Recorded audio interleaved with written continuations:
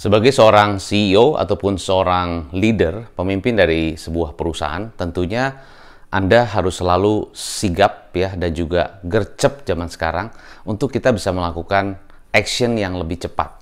Kenapa? Karena kalau kita tidak action cepat, kita akan ketinggalan. Maka zaman sekarang bukan change or die, tapi grow or die. Artinya bukan hanya berubah. Ya, zaman dulu orang mungkin bilang, mungkin nggak zaman dulu ya, mungkin beberapa tahun yang lalu moto tentang change or die itu masih relevan.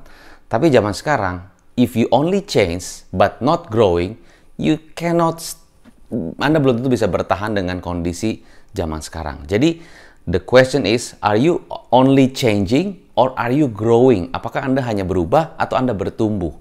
Yang paling penting adalah kalau Anda hanya berubah, bisa jadi mungkin kompetitor Anda juga berubah. Misalnya, Anda tadinya di offline, terus mulai ke online.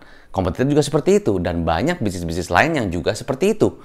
Ya, dan bahkan zaman sekarang, zaman kompetisi, semuanya serba berubah. Semuanya mengubah strategi, mengubah produk, inovasi, improvement, dan sebagainya. TikTok juga banyak melakukan strategi yang saat ini langsung di mana importir dari China langsung jual langsung ya di TikTok itu bisa jadi harganya dari China bisa jual langsung. Nah, itu yang juga kita mesti aware, kita juga mesti lihat bahwa fenomena bisnis zaman sekarang itu luar biasa, perang-perang terus, ya banting harga dan sebagainya, jual-jual murah dan sebagainya.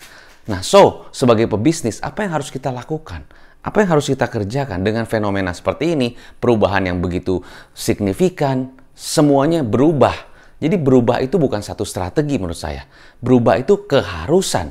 Justru yang paling penting adalah bukan hanya berubah, tapi pertumbuhan. Pertumbuhan dari bisnis online Anda, pertumbuhan dari bisnis offline Anda. Coach, ngomong sih gampang ya, pertumbuhan dari online, pertumbuhan dari offline. Cuma pertanyaannya adalah bagaimana pertumbuhannya yang bisa signifikan, bagaimana pertumbuhannya yang bisa berdampak bagus. Kita mau bertumbuhnya seberapa cepat gitu kan? Mixue, saya ambil contoh, Mixue itu pertumbuhannya begitu sangat cepat. Dalam waktu setahun 2 tahun pertumbuhan gerainya bisa meningkat ratusan persen. Nah, itu berarti kan cepat sekali. Jadi Anda juga harus menentukan, pertama adalah pertumbuhannya mau berapa cepat, mau berapa tinggi, Anda harus tentukan angkanya. Mau meningkat 2 kali, ataupun 10 kali, ataupun 100 kali. Ya, tergantung Anda memilih yang berapa kali lipat peningkatannya. Pemikiran berikutnya adalah kita harusnya tidak following, tidak ikut-ikutan. Ya, boleh saja kalau Anda ikut-ikutan, boleh. Misalnya orang lain jual produk A, Anda ikut jual produk B. Ya, orang lain harganya 10.000, Anda ya 9.000. Orang yang harganya 8.000, ya Anda 7.000. Jadi Anda ikut-ikutan. Ya, jadi orang lain misalnya jual produknya, misalnya minuman A, Anda juga ikutan. Jadi Anda ikut-ikutan. Ya, boleh nggak? Ya boleh-boleh aja. Tapi dampaknya kalau kita ikut-ikutan bisa jadi mungkin ya kalau mereka harganya lebih murah, Anda lebih murah, makin murah, lama-lama Anda makin tipis marginnya, ya, makin tidak untung. Jadi saran saya ya, Anda boleh lakukan atau enggak. Saya hanya menyarankan saja, jadilah pemimpin, jangan jadi follower. Jangan hanya mengikuti, tapi jadilah pemimpin. Artinya kita yang tentukan harga kita memang sekian dengan kualitas kita, dengan value yang kita berikan, dengan benefit yang kita juga miliki, dengan kualitas yang kita punya, harga kita tentukan sekian. Misalnya ada salah satu restoran bebek yang saya coach langsung, dia menentukan harga satu piring bebek dan nasi paket ditambah tahu tempe, tambah sayur asem, harganya sekian. Nah, pertama-tama dia ragu, aduh harganya kemahalan apa kemurahan? Kemahalan apa kemurahan? Lalu dia coba tes ke teman-temannya, dia coba tes ke customer. Pak, kalau dengan paket sekian, dia pakai garnish ya, dia pakai ada, pokoknya dibuat disusun rapi, cantik gitu ya, sehingga pada saat disuguhkan juga orang lihatnya ini menarik sekali. Begitu dia kelilingi beberapa customer lalu dia tanya, Pak, menurut Bapak paket demikian harganya berapa? Ada yang customer bilang 35.000, ada yang customer bilang 45.000, ada yang customer bilang 50.000, ada yang customer bilang ini mah 65.000. Nah, akhirnya si pemilik bilang, kalau gitu saya bisa jual harganya 50.000. Bahkan 60.000 pun orang ada yang mau bayar dengan tampilan seperti ini. Nah, setelah mencicipi, wah customer bilang ini sih kayaknya 70.000 juga oke. Misalnya gitu kan, itu contoh. Jadi ternyata persepsi daripada customer untuk melihat satu produk dengan sajian yang begitu baik dan juga rasa kualitas yang enak, mereka berani bayar lebih mahal. Nah, artinya apa? Artinya bahwa Anda bisa jadi pemimpin pasar karena Anda yang bisa tentukan kualitas, value, benefit, keunggulan dari produk Anda. Ternyata kalau Anda sajikan dengan cara yang tepat, dengan persepsi yang bagus, customer berani bayar dengan harga yang mahal. Bahkan mereka justru kalau bayar mahal, pemikirannya gini, wah ini harganya mahal, pasti enak. Wah ini harganya mahal, pasti kualitasnya bagus. Wah ini harganya mahal, wah pasti ini produknya the best. Gitu kan? Tapi kalau murah, tunggu. Kalau murah nih jangan-jangan nanti takutnya malah bahan-bahannya nggak bagus. Takutnya nih bahannya juga murahan. Jadi malah customer punya ekspektasi yang kurang baik kalau kita jual barangnya yang justru murah. Takutnya kesan mereka malah murahan. Jadi hati-hati. Murah sih oke, tapi murah sesuai dengan value. Ya, satu airline yang dia memang fokusnya ke budget airline, ya udah memang mainnya di budget airline, jadi yang memang murah. Artinya kalau customer bayar dengan harga demikian, ya mereka dapat fasilitas yang benar-benar ekonomi banget atau benar-benar sangat budgeting banget gitu kan. Nggak ada makan, nggak ada TV, nggak ada on demand video. Ya udah duduk seperti naik bis tapi ya terbang gitu loh. Ya udah itu memang low budget airline. It's okay, murah sesuai dengan kualitas.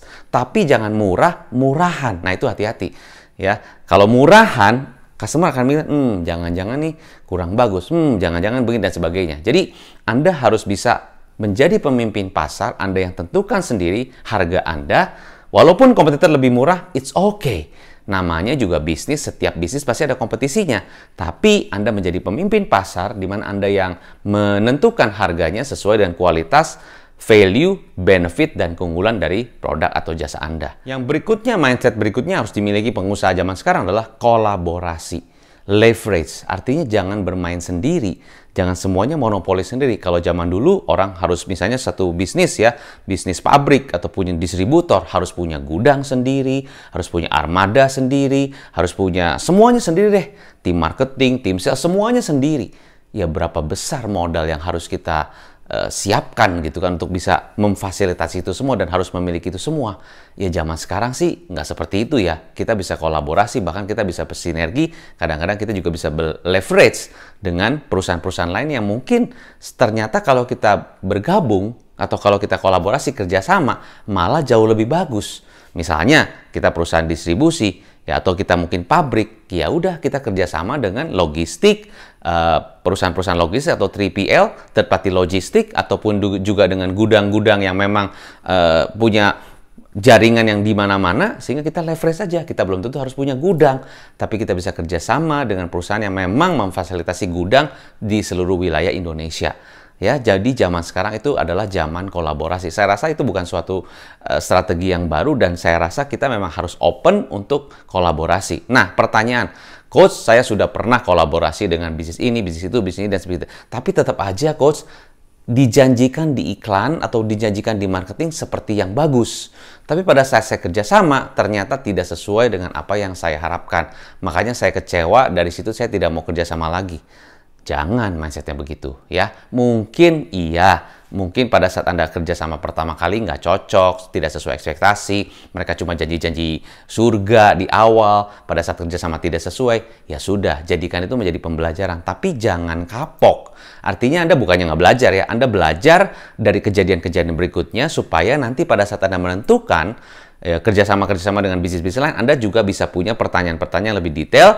Anda juga belajar dari kejadian yang dulu dan Anda tetap bisa punya kerjasama leverage dengan bisnis lain ataupun dengan institusi lain, tapi Anda bisa tetap kolaborasi. Yang berikutnya adalah membangun jaringan. Jaringan itu menurut saya sangat-sangat penting ya. Bisa jadi jaringan distribusi atau jaringan yang mulai dari dropship, lalu agen, lalu sub-agen, lalu mungkin juga subdis, lalu distributor dan sebagainya.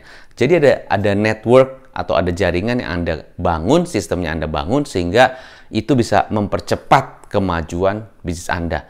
Nah, membangun jaringan tentunya pasti harus dipikirkan bagaimana sistem rewardnya, bagaimana sistem poinnya, bagaimana cara kita bisa memilih orang-orang yang tepat menjadi bagian dari partner kita, ya, bagaimana supaya mereka lebih mau punya satu minat ya atau punya satu motivasi untuk jual produk kita, itu pun juga harus Anda persiapkan ya. Bagaimana yang tadinya mungkin Anda bisnis retail, Anda mulai mau scale up bisnisnya, Anda mulai membangun jaringan mitra, jaringan kemitraan, atau partnership, atau franchise, dan sebagainya. Itulah salah satunya cara-cara supaya Anda bisa mengembangkan bisnis lebih besar lagi dengan scaling up your business, ya. Nah, tentunya apakah pertanyaannya gini, apakah bisnis saya bisa dibuat sistem jaringannya, bisa buat scale up sistemnya? Ya, tentunya bisa saja. Tapi memang harus dipikirkan, harus evaluasi, harus lihat dari angle sana, angle sini, sehingga bagaimana caranya mendesain bisnis Anda, sehingga bisnis yang tadinya mungkin satu tempat, satu toko, satu retail, bisa Anda bangun beberapa kemitraan sistem, beberapa sistem jaringan, sehingga sistem tersebut yang nantinya akan memperbesar bisnis Anda. Jadi jaringan itu menurut saya sangat-sangat penting sekali. Kalau Anda bingung bagaimana cara membangun atau merancang jaringan di bisnis Anda bisa konsultasi dengan saya. Silahkan klik di bawah, link di bawah untuk bisa ngobrol langsung dengan saya bagaimana caranya merancang atau membangun jaringan di dalam bisnis Anda. Jaringan distribusi, jaringan reseller, dan sebagainya. Ya, karena saya sudah banyak sekali membantu perusahaan-perusahaan yang khusus membesarkan bisnisnya dengan sistem distribusi dan dengan sistem jaringan. Nah, itu adalah beberapa hal yang saya ingin sampaikan ke dalam video ini, sehingga Anda semakin lebih clear lagi apa yang harus Anda fokuskan sebagai seorang pengusaha zaman sekarang, sehingga bisnis Anda bisa semakin lebih cepat untuk bertumbuh. Saya Hendra Ilman, sukses selalu dan salam pengusaha.